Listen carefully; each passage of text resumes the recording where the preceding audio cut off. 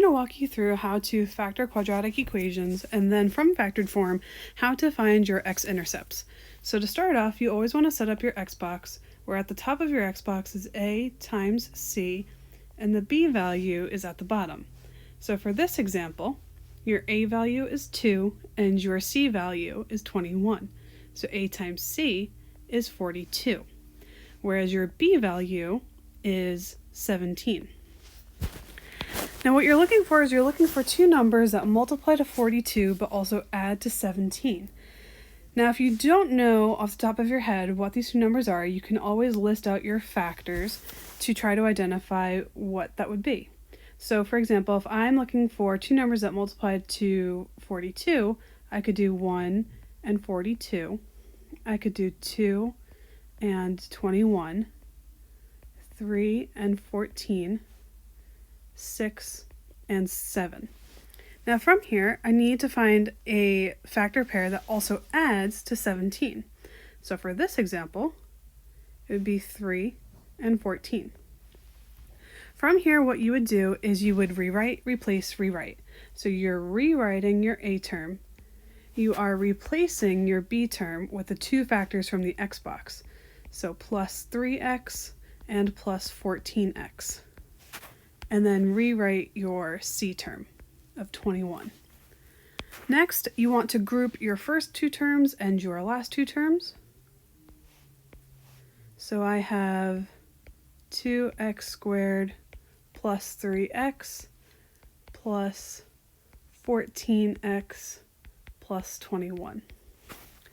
From here, I want to look at each set of parentheses and try to figure out what they have in common as far as greatest common factor. So for my first set of parentheses, the only number I can divide 2 and 3 by is 1. However, they both have an x in their terms, so I can factor out 1x. Whereas for the second set of parentheses, I can't factor out an x because 21 does not have an x. However, I can factor out 7 from both terms because 14 and 21 are divisible by 7. So if I factor out x for my first set of parentheses, I have 2x plus 3. And if I factor out 7 from my second set of parentheses, I get 2x plus 3. Next, you want to rewrite your expression as your two inside terms and outside terms. The inside terms are what you have within your parentheses. So for this example, it would be 2x plus 3. My outside terms are what I have outside the parentheses, so x plus 7.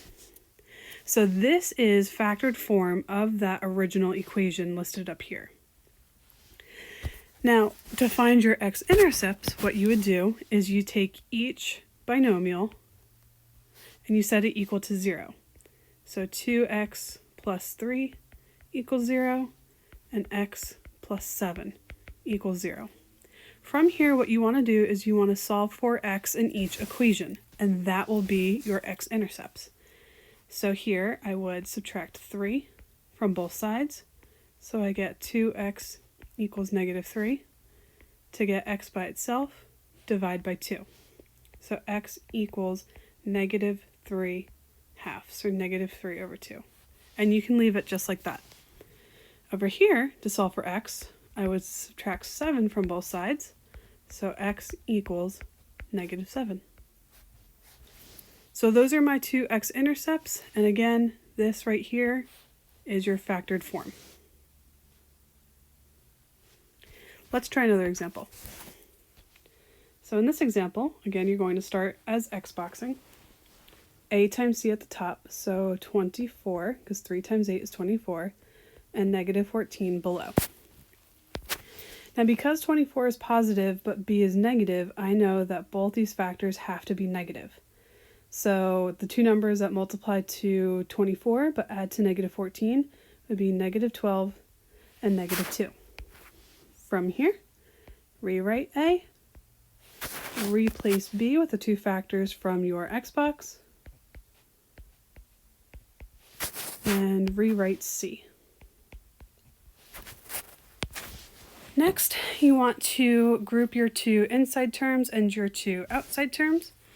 You want to group your first two terms and your last two terms. So that would leave me with 3x squared minus 12x plus negative 2x plus 8. And I want to look for my greatest common factor within both sets of parentheses. So in this first one, I can definitely factor out an x from both terms, as well as 3, because 3 and negative 12 are both divisible by 3. Whereas over here, I have negative 2 and I have 8. Now I want my x term to be positive, so I'm going to factor out negative 2 from both terms. So after I factor out my greatest common factor, I would have 3x parentheses x minus 4, and then I'm factoring out a negative 2, which leaves me with x minus 4. You'll know that you factored out your greatest common factor correctly if you have an identical expression within both sets of parentheses. Next, what you want to do is you want to rewrite it as your inside terms and your outside terms. So your inside terms is x minus 4, which appears in both sets of parentheses, and your outside terms is what you have factored out, so 3x minus 2. So this is your factored form of your original equation, and to find your x-intercepts, you would set each one equal to 0 and solve for x. So this would be x minus 4 equals 0, and 3x minus 2 equals 0. So to solve for x in this first one, all you would have to do is add 4 to both sides, so x equals 4.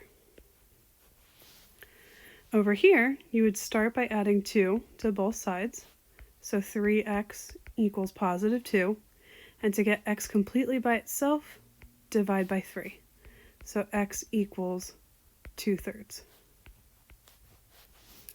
So again, here is your factored form, and from there you get these two x-intercepts. And last but not least, one last example. Start by x-boxing, a times c at the top. So 2 times negative 9 is negative 18, b value at the bottom. And so two numbers that multiply to negative 18 but add to negative 3. This would be negative 6 and positive 3. So then we rewrite A, we replace C with the two factors from our X box, and we rewrite C.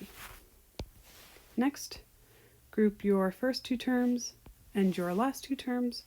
So we have 2x squared minus 6x plus 3x minus 9. Okay, so I want to factor out my greatest common factor. So within this first set of parentheses, I can definitely divide 2 and 6 by 2. They both have an x, so I can also factor out an x from both terms.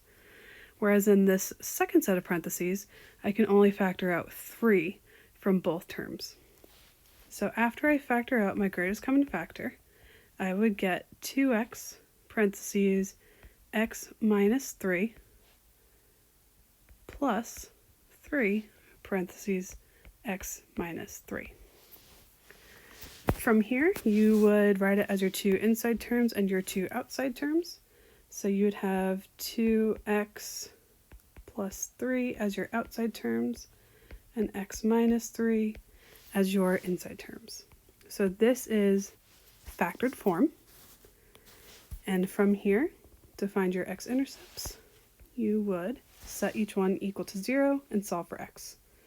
So 2x plus 3 equals 0, and x minus 3 equals 0. Start by subtracting 3 from both sides. So 2x equals negative 3. Divide by 2. So x equals negative 3 over 2. Whereas over here, you would add 3 to both sides. So x equals positive 3.